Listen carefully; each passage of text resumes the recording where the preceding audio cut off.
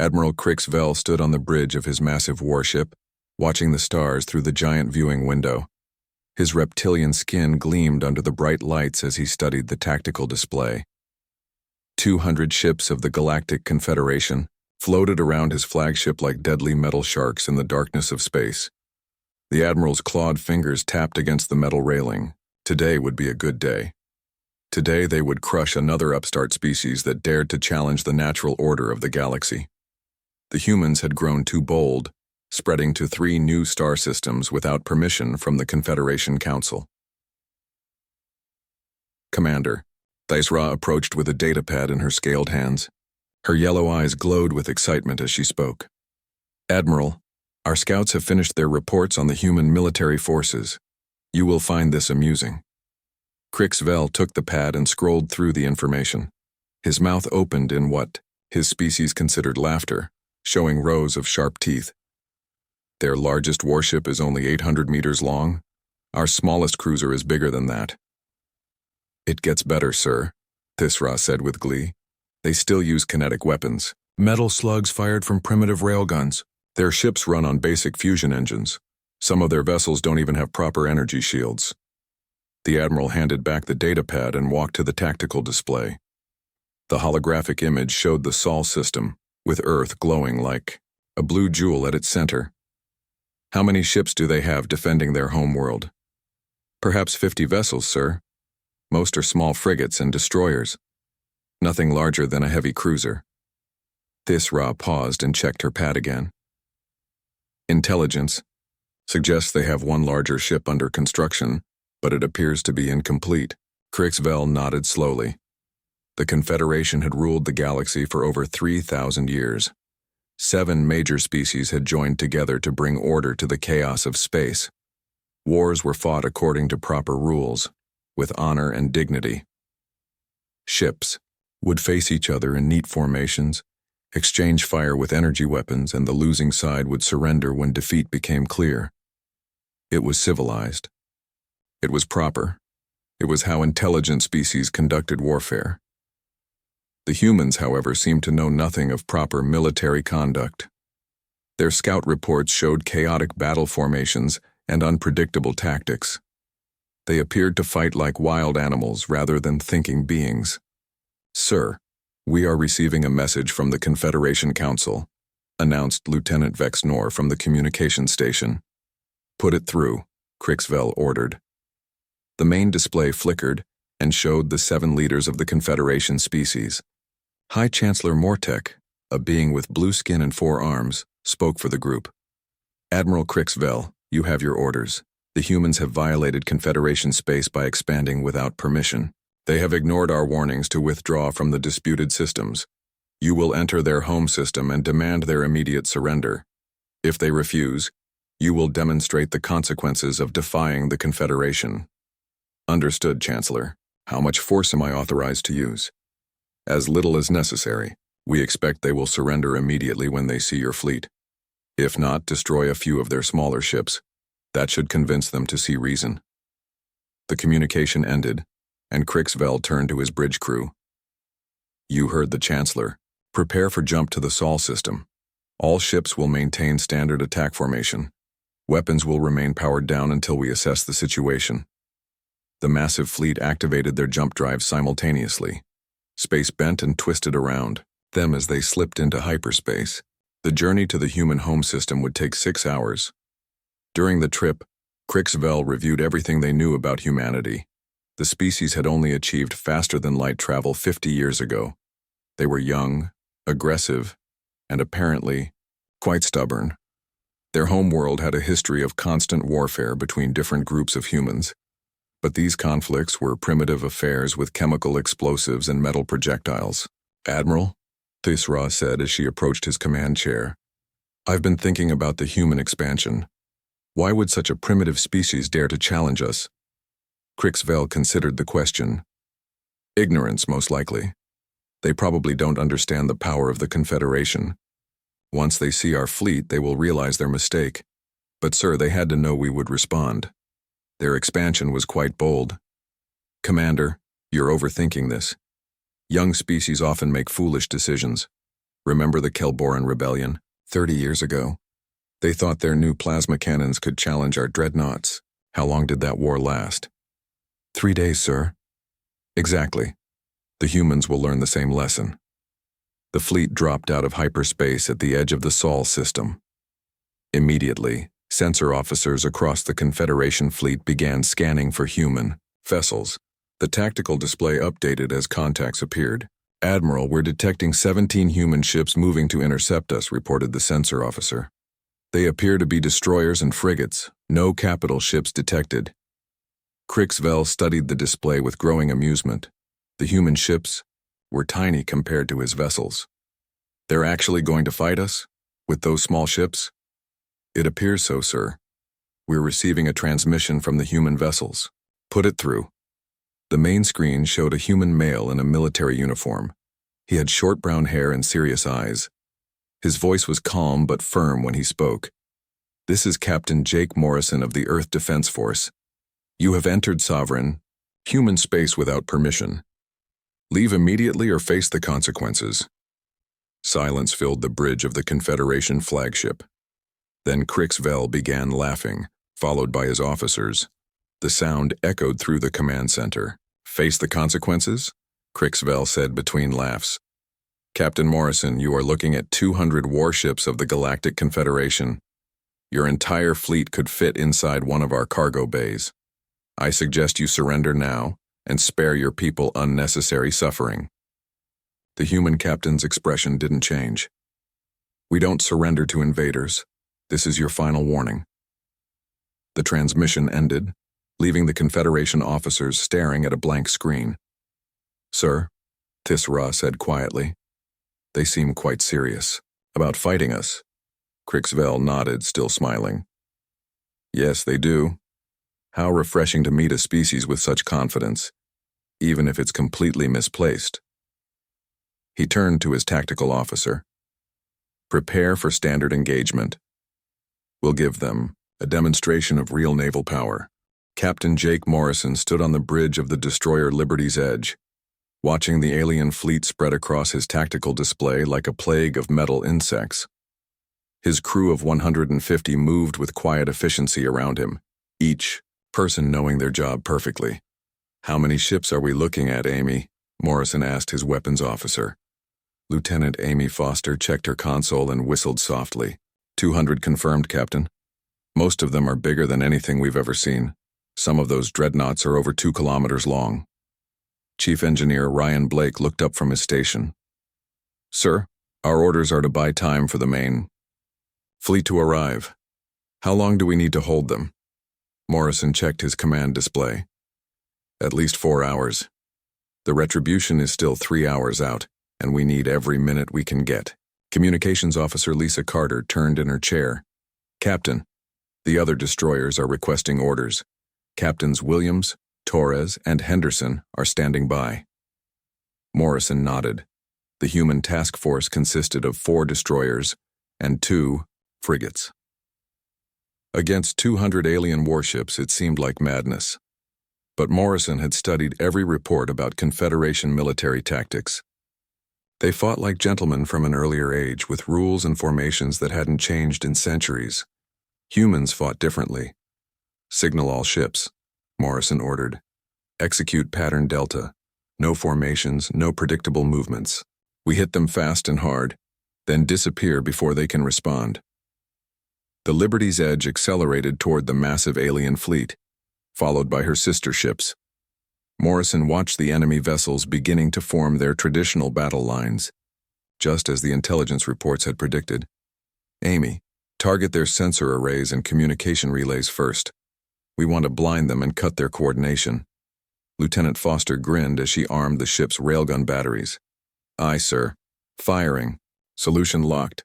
The human ships scattered as they approached the alien formation, moving in unpredictable patterns that confused the Confederation targeting computers. The aliens had expected a head-on assault in neat battle lines. Instead, the Liberty's Edge dove under the alien fleet while the destroyer Valiant Dawn climbed above them. The frigate Northern Star shot directly through a gap between 2 massive cruisers. "Fire!" Morrison shouted. The Liberty's edge unleashed a barrage of tungsten slugs. From her railgun batteries, the metal projectiles screamed through space at 15% of light speed, far faster than anything the aliens had encountered before. The Confederation ships had energy shields designed to deflect laser beams and plasma bolts. They were useless against solid matter traveling at such incredible velocity. 3 alien cruisers shuddered as the railgun slugs punched through their shields and tore into their hulls. Explosions bloomed along their sides as secondary systems overloaded. "Direct hits on all targets," Foster reported with excitement. "Their shields didn't even slow us down." But Morrison had no time to celebrate. "Evasive maneuvers. Get us out. Of here!" The Liberty's edge twisted away from the alien formation as energy beams lanced through the space where she had been moments before. The destroyer's engines screamed at maximum power as she fled toward the outer system. On the Confederation flagship, Admiral Crix Vell stared at his tactical display in shock. 3 of his cruisers were badly damaged, their communication arrays destroyed, and their sensor systems offline. "How is this possible?" he demanded. "Their weapons punched right through our shields." Commander Thisra was frantically checking her instruments. "Sir, those weren't energy weapons. They fired solid projectiles at incredible velocity. Our shields are designed for energy absorption, not kinetic impact. Then adjust shield frequencies to compensate." "Sir, that's not how physics works. A physical object moving that fast will penetrate any energy barrier we can generate." Crix Vell felt a cold sensation in his stomach. This wasn't how space combat was supposed to work. Where were the neat formations? Where was the honor in these hit-and-run attacks? The human ship struck again, this time targeting a different section of the fleet. The destroyer Righteous Fury appeared behind a Confederation dreadnought and unleashed a full spread of missiles before vanishing back into the void. The missiles weren't like anything in the Confederation arsenal. Instead of explosive warheads, they carried kinetic penetrators that drilled deep into the alien ship's hull before detonating. The dreadnought's armor, designed to resist energy weapons, cracked like an eggshell. "Admiral," the tactical officer called out, "the humans are using some kind of swarming attack pattern. They're not following any recognizable military doctrine." Crix Vell watched in growing alarm as the small human ships darted through his formation like angry wasps. Every time his gunners tried to target them, they were already gone, striking somewhere else. The destroyer Valiant Dawn made a run at a Confederation heavy cruiser, firing continuously as she approached. But instead of turning away at the last moment, she kept coming. "What are they doing?" Thisra whispered. The human ship smashed into the alien cruiser at full speed. Both vessels exploded in a brilliant flash of light as their fusion reactors overloaded. The bridge of the Confederation flagship fell silent. In 3,000 years of civilized warfare, no one had ever seen anything like a deliberate ramming attack. Ships surrendered when the battle turned against them. They didn't throw their lives away in suicide runs. "Sir," the communications officer reported in a shaking voice, "we're receiving damage reports from across the fleet. 12 ships destroyed, 8 more heavily damaged. The humans have lost only 2 vessels." Crix Vell couldn't believe what he was hearing. His massive fleet was being torn apart by a handful of tiny ships using tactics that violated every rule of proper warfare. "All ships form defensive positions," he ordered. "Concentrate fire on any human vessel that comes within range." But the human ships refused to cooperate. They struck from unexpected angles, used debris fields for cover, and seemed to have no regard for their own safety. Captain Morrison's voice echoed across Confederation communication channels as he coordinated the attack. "Northern Star hit their supply ships. Righteous Fury, take out those sensor platforms. Liberty's Edge, we're going after their flagship." The Liberty's Edge accelerated toward the massive Confederation dreadnought, weaving between energy beams and missile salvos. Amy Foster fired everything the ship had, targeting the bridge towers and weapon systems. Morrison knew his ship couldn't seriously damage such a massive vessel, but that wasn't the point. He was proving that humans could strike anywhere, anytime. The psychological effect on the alien crews was devastating. Ryan Blake's voice came over the intercom. "Captain, we're pushing the engines past Redline. We can't maintain this pace much longer." "Just a little more time, Chief. The cavalry's coming." In the distance, space began to ripple as something enormous prepared to drop out of hyperspace. The real battle was about to begin. Space twisted and bent as something massive tore through the fabric of hyperspace. The distortion grew larger and larger until suddenly, with a flash of brilliant light, the UES Retribution emerged into normal space. Admiral Crix Vell stared at the human battleship through his viewing screen and felt his blood turn cold. The vessel was enormous, stretching 1.5 kilometers from bow to stern. Its dark hull seemed to absorb light rather than reflect it, giving the ship an ominous presence that made even veteran Confederation officers nervous. "By the ancient gods," Commander Thisra whispered, "that thing is bigger than our flagship." The Retribution looked nothing like a proper warship. Instead of the smooth, elegant curves favored by Confederation designers, the human ship was angular and brutal. Weapon ports dotted its hull like the eyes of some deadly predator. Strange antenna arrays and sensor clusters gave it an alien appearance that hurt to look at. On the bridge of the Retribution, Fleet Admiral Catherine Walsh studied the tactical display with calm satisfaction. Her ship had arrived exactly on schedule, just as the small destroyer task force was running out of steam. "Status report," she ordered. Captain Sean Murphy, her second-in-command, checked his console. "The advance force has done excellent work, Admiral. Enemy fleet has taken significant casualties and their formation is in chaos. Captain Morrison requests permission to withdraw his ships." "Granted. Signal all destroyers to fall back to safe distance." Walsh turned to her tactical officer. "Commander Santos, what's our target assessment?" Commander Maria Santos highlighted enemy vessels on the main display. 188 Confederation ships remaining, Admiral. Their flagship appears to be that large dreadnought in the center. Multiple cruiser and destroyer classes arranged in defensive positions." Walsh nodded. "Lieutenant Colonel Jensen, weapons status?" Chief Weapons Officer Paul Jensen smiled grimly. "All systems green, Admiral. Main gun is charged and ready. Drone bays are loaded. Secondary batteries standing by." "Very good. Open a channel to the enemy flagship." The main screen flickered and showed Admiral Crix Vell standing on his bridge. The alien commander tried to look confident, but Walsh could see the fear in his reptilian eyes. "I am Fleet Admiral Catherine Walsh of the United Earth Space Navy.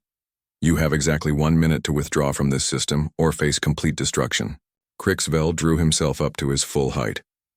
"Admiral Walsh, I command the might of the Galactic Confederation. You have 1 ship. I have nearly 200. Surrender now, and your people will be treated with mercy." Walsh's expression didn't change. "You misunderstand the situation. This isn't a negotiation. It's a final warning." The transmission ended. Walsh turned to her weapons officer. "Lieutenant Colonel Jensen, demonstrate our capabilities. Target the enemy vessel designated as Contact Alpha 7. Jensen's fingers danced across his control panel. "Main gun locked on target, Admiral. Tungsten penetrator loaded and ready. Fire." The Retribution's spinal mount weapon discharged with a sound like thunder. A tungsten slug the size of a small building shot out of the massive gun barrel. At 25% of light speed, the projectile crossed the distance to its target in seconds. The Confederation heavy cruiser never had a chance. The tungsten slug punched through the alien ship's shields, armor, and hull as if they were made of paper. The kinetic energy was so enormous that the target vessel simply disintegrated, breaking apart in a cloud of glowing debris. Silence filled the communication channels. Every alien ship in the fleet had watched one of their heavy cruisers vanish in the blink of an eye. Admiral Crix Vell stared at the empty space where the cruiser had been. His hands shook as he gripped the railing of his command platform. In all his years of warfare, he had never seen anything so brutally efficient. "Admiral," his tactical officer reported in a trembling voice, "the cruiser Stellar Might is gone. Completely destroyed. No survivors detected." Commander Thisra checked her instruments frantically. "Sir, our sensors couldn't even track that projectile. The velocity was beyond anything we've encountered." On the Retribution, Admiral Walsh watched the enemy fleet's reaction with professional interest. "Commander Santos, launch drone attack. Show them what else we can do." Santos nodded and activated the ship's secondary weapon system. Hundreds of launch tubes opened along the Retribution's hull. Drones swarm away, Admiral. 500 units launched. The attack drones were small, fast, and deadly. Each one carried an antimatter warhead capable of destroying a Confederation destroyer. But more importantly, they moved in completely chaotic patterns that made targeting them nearly impossible. The drones swarmed toward the alien fleet like angry insects. Confederation. Gunners tried desperately to shoot them down, but the small craft twisted and turned in ways that defied prediction. Their artificial intelligence systems constantly changed course, speed, and attack vectors. Captain Sean Murphy watched the tactical display as explosions began blooming throughout the enemy formation. Drone strikes are highly effective, Admiral. Enemy ships are taking heavy damage. The Confederation fleet was in full panic now. Ships scattered in all directions as the human drones tore through their defensive formations. Several alien captains broke formation entirely, fleeing toward the edge of the system. Admiral Walsh opened another communication channel to the enemy flagship. Admiral Crixvell, you now have 160 ships remaining. In the next 5 minutes, you'll have fewer unless you surrender immediately. Crixvell appeared on screen again, but this time his confident demeanor was completely gone. His reptilian features showed pure terror as he spoke. Admiral Walsh, please. We can negotiate. The Confederation is willing to discuss terms. The time for negotiation has passed, Walsh replied coldly. You came here to destroy my species. Now you face the consequences of that decision, Lieutenant Colonel Jensen reported from his station. Admiral, main gun recharged and ready. Drone, swarm continuing attack runs. Enemy formation is collapsing. Walsh studied the tactical display. The Confederation fleet was no longer fighting as a coordinated unit. Ships were fleeing in random directions while others tried to form defensive clusters. The psychological impact of her weapons was even more devastating than their physical destruction. Commander Santos, prepare the nanite swarms. Let's show them what real terror looks like. Santos activated another weapon system that no Confederation species had ever encountered. Millions of microscopic machines launched from the Retribution toward the enemy fleet. These nanites were designed to infiltrate alien ships and systematically destroy their electronics and life support systems. Admiral Crixvell watched in horror as his ships began going dark one by one. The nanites were invisible to sensors, unstoppable, once deployed and absolutely lethal. His proud fleet was being destroyed by weapons he couldn't even see. Admiral, his communications officer called out, we're receiving surrender requests from 17 ships. Many captains are abandoning their vessels. For the first time in Confederation history, trained military officers were deserting their posts rather than face the human battleship. The psychological warfare was complete. Crixvell realized that everything he thought he knew about combat was wrong. These humans didn't fight for honor or glory. They fought to utterly destroy their enemies, and they were very, very good at it. Fleet Admiral Catherine Walsh opened a communication channel that reached every ship in the Confederation fleet. Her calm voice carried across space to thousands of alien ears, and her words made veteran warriors tremble with fear. You came to our system believing war was a game, Walsh said, her image appearing on screens throughout the enemy fleet. You thought there were rules, honor codes, and limitations. You believed that ships would fight in neat formations and surrender when defeat seemed likely. Admiral Crixvell watched from his flagship as more of his vessels went dark, consumed by the invisible nanite swarms. The human admiral's words cut deeper than any weapon. We are not like you, Walsh continued. When you threaten our survival, we do not fight to win battles. We fight to ensure our enemy can never threaten us again.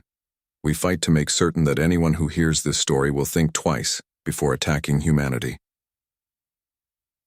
Captain Sean Murphy stood beside Walsh on the Retribution's bridge, watching the tactical display as Confederation ships continued to malfunction and die. Admiral, should we target their flagship directly? Walsh shook her head. Not yet, Captain. They need to understand what they're facing first.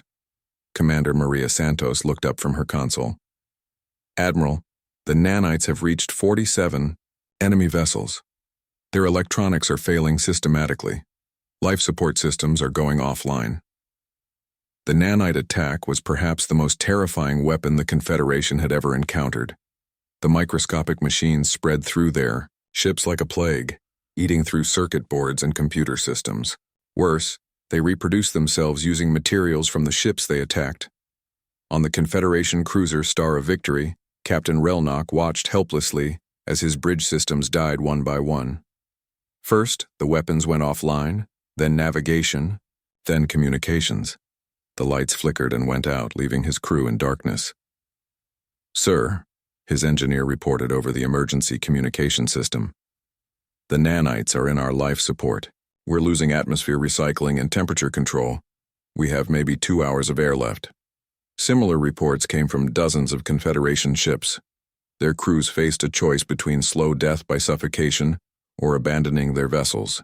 In escape pods, Admiral Crixvell realized that the humans were demonstrating something far worse than superior firepower. They were showing the Confederation fleet what it meant to face an enemy that had no limits, no mercy, and no concept of honorable warfare. Walsh's voice continued over the communication channel. "Your military doctrine assumes that wars end when one side admits defeat. Our doctrine assumes that wars end when the enemy no longer exists as a threat."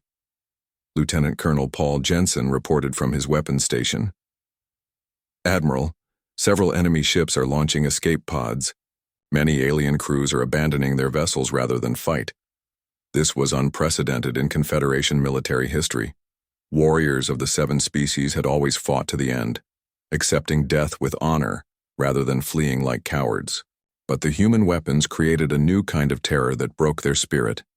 Captain Sean Murphy studied the fleeing ships on his display. "Admiral, 16 vessels have broken formation and are retreating toward the edge of the system. Should we pursue? Let them go," Walsh ordered. "Fear is a weapon too. Every survivor who returns to Confederation space will tell others what happened here." The psychological warfare was deliberate and calculated. Walsh knew that destroying the entire fleet would send one message, but letting some ships escape would send a different, more powerful message. The survivors would spread stories of human ruthlessness throughout the galaxy. Commander Santos activated another display, showing the overall battle situation. "Admiral, we've eliminated or disabled 93 enemy vessels. Enemy fleet cohesion has completely collapsed. Many ships are dead in space." On the Confederation flagship, Commander Thus Ra approached Admiral Crixvell with trembling hands. "Sir, we're receiving reports from across the fleet. Over half our ships are destroyed or disabled. Many captains are requesting permission to withdraw." Crixvell stared at the tactical display, watching his proud armada fall apart. Ships drifted powerless through space while others fled in panic. The carefully maintained formations of 3,000 years of military tradition had dissolved into chaos. "Sir," his communications officer called out, "the human admiral is broadcasting again." Walsh's image appeared on the main screen. "Admiral Crixvell, you now understand what human warfare looks like. We don't capture enemy ships to add to our fleet. We don't take prisoners to exchange later. We don't fight for territory or resources." She paused, letting her words sink in. "We fight for one reason only: to make certain that anyone who threatens humanity regrets that decision for the rest of their very short lives." Crixvell found his voice, though it cracked with fear. "Admiral, Walsh, the Confederation Council will hear of this. They will send more fleets." Walsh smiled, and the expression was more terrifying than any weapon. "I certainly hope they do. Every fleet they send will meet the same fate as yours. Eventually, they'll learn that attacking humanity is suicide." The Retribution fired its main gun again, vaporizing another Confederation heavy cruiser. The tungsten slug punched through the ship so fast that the crew never knew what hit them. One moment they were there, the next, they were scattered atoms drifting in space. "That's 100 ships destroyed," Jensen reported. "The enemy formation is completely broken." Admiral Crixvell watched another of his vessels die and finally understood the truth. These humans didn't just fight differently, they fought with the assumption that their enemies needed to be completely eliminated. Every weapon they used was designed not just to win battles, but to inflict maximum psychological damage on survivors. The nanites created slow, terrifying death. The kinetic weapons obliterated ships so completely that nothing remained. The drone swarms attacked in patterns that drove enemy crews to panic and desertion. "Admiral," Thysra whispered, "what are your orders?" Crixvel looked at his tactical display one more time. Less than 60 ships remained combat-capable. The rest were either destroyed, disabled, or fleeing toward the edge of the system. For the first time in his career, Admiral Crixvel understood that some enemies couldn't be reasoned with, couldn't be honored, and couldn't be defeated through traditional warfare. The humans had redefined what it meant to fight a war, and they had done it with just one ship. "Open a channel to Admiral Walsh," he said quietly. "I wish to discuss terms of surrender." Admiral Crixvel stood on his bridge with his head bowed in defeat. Around him, his officers watched in silence as their proud fleet continued to die. Ships drifted powerless through space, while others fled in terror toward the edge of the system. "Open communication to the human flagship," Crixvel ordered, his voice barely above a whisper. The main screen flickered and showed Admiral Walsh standing calmly on the Retribution's bridge. Her expression showed no mercy, no satisfaction, just cold professionalism. "Admiral Walsh," Crixvel began, struggling to find words. I request terms of surrender for the Confederation fleet." Walsh nodded slowly. "Unconditional surrender is the only option. All Confederation vessels will power down weapons and engines immediately. Any ship that attempts to flee will be destroyed." "Understood," Crixvel replied. He turned to his communications officer. "Signal all ships, full surrender. Power down all weapons and engines." Across the scattered remains of the Confederation fleet, alien crews received the surrender order, with relief. Many had been preparing to abandon ship as the nanites consumed their vessels. Others had watched their sister ships vanish under the human weapons and knew they had no chance of survival. Captain Sean Murphy watched the tactical display as enemy ships went dark, one by one. "Admiral, the enemy fleet is complying with surrender terms. 57 vessels remain operational." Commander Maria Santos checked her instruments. "Admiral, we're detecting escape pods throughout the battle area. Estimated 12,000 Confederation survivors." Walsh turned to her communications officer. "Signal Captain Morrison. Have his task force begin rescue operations for the escape pods. We don't leave people to die in space." This act of mercy confused the Confederation survivors more than the brutal efficiency of human weapons. These same humans who had just destroyed their fleet without hesitation were now risking their own ships to save alien lives. Lieutenant Colonel Paul Jensen reported from his weapons station. "Admiral, all enemy vessels have powered down. The surrender appears genuine." Walsh activated the fleet communication system, broadcasting to every surviving Confederation ship. "This is Admiral Walsh. Your surrender is accepted. However, your ordeal is not over. You will now learn the price of attacking humanity." Admiral Crixvel felt a chill of fear. What more could these humans possibly do? Walsh continued her broadcast. "The Galactic Confederation will establish a 50-light-year exclusion zone around all human-controlled systems. Any Confederation vessel entering this zone will be destroyed without warning or negotiation." The terms were harsh beyond anything in Confederation military history. 50 light-years represented dozens of star systems and trade routes. The economic impact would be enormous. Furthermore, Walsh added, humanity will establish monitoring stations at key jump points to ensure compliance. These stations will be defended by ships like the Retribution. Commander Thysra looked at Admiral Crixvel with wide eyes. "Sir, they're not just demanding our withdrawal. They're claiming space that has been neutral for centuries."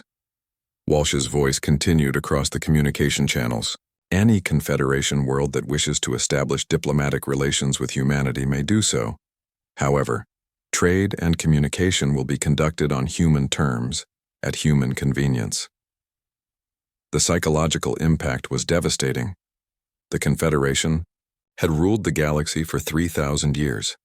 Now they were being dictated to by a species they had considered primitive just hours earlier. "Your surviving ships will be escorted to the edge of human space," Walsh announced. You will carry a message back to your Confederation Council. Tell them what happened here. Tell them what human warfare looks like. Tell them that attacking humanity is a mistake no species should make twice. Captain Morrison's voice came over. The communication system from the destroyer Liberty's Edge. Admiral, we've recovered 8,000 survivors from the escape pods. Many are in shock. Some are asking to defect rather than return to Confederation space. This was perhaps the most shocking development of all. Confederation military personnel had never defected to enemy forces. But the demonstration of human military power had broken something fundamental in the alien psyche. 3 weeks later, Admiral Crix Vell stood on the observation deck of a Confederation transport ship, watching Earth grow smaller in the distance. His surviving crews were being sent home, but they were no longer the same warriors who had left Confederation space. Many couldn't sleep, haunted by memories of ships vanishing in flashes of light. Others refused to discuss the battle at all, staring into space with empty eyes. The psychological wounds would never fully heal. Captain Morrison stood on the bridge of the Liberty's Edge, escorting the defeated fleet to the border of human space. He felt no satisfaction in victory, only grim determination. These aliens would spread the story of human military capability throughout the galaxy. Sir, Communications Officer Lisa Carter reported, we're receiving long-range communications from Confederation space. Multiple species are requesting diplomatic contact with Earth. The news didn't surprise Morrison. Fear was a powerful motivator. Species that had ignored humanity before were now desperate to avoid conflict. 6 months after the battle, the first Confederation diplomatic ships arrived at the edge of human space. They came not with demands or ultimatums, but with trade agreements and peace treaties. The galaxy's former masters had become supplicants, desperately seeking to avoid humanity's wrath. Admiral Walsh reviewed the diplomatic reports from her office on Earth. 17 Confederation species had requested formal peace treaties. 5 more had asked for trade agreements. 3 species had actually requested human military protection against their traditional enemies. The psychological victory was complete. Humanity had not just won a battle, they had fundamentally changed the balance of power in the galaxy. Captain Sean Murphy entered Walsh's office with the latest intelligence reports. Admiral, our monitoring stations report that Confederation military exercises have completely changed. They're trying to adapt their tactics to counter human warfare methods. Walsh smiled grimly. They can try, but they'll never succeed. They still think in terms of honorable combat and civilized warfare. We think in terms of survival. The story of the Battle of Sol spread throughout the galaxy like wildfire. It became legend, myth, and warning all at once. Children of the Confederation. Species learned about the terrible human battleship that had destroyed their greatest fleet. Admiral Crix Vell spent his remaining years writing detailed reports about human military capabilities. His final message to the Confederation Council contained a simple warning that would echo through galactic history. Never again challenge the humans. They do not fight for territory or resources. They fight for survival.